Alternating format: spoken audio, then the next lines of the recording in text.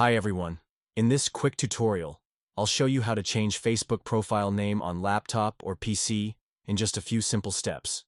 First, open the facebook.com website on your computer or laptop. Next, log in with your Facebook account.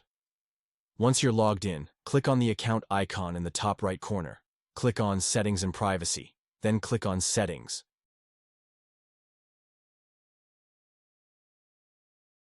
Click on See More in Account Center.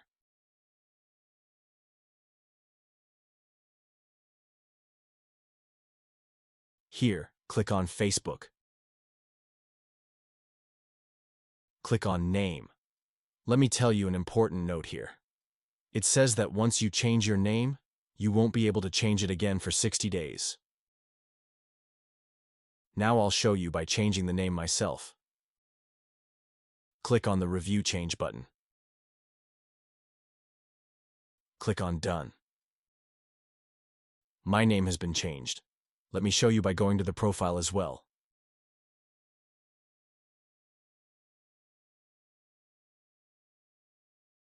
As you can see, and that's it.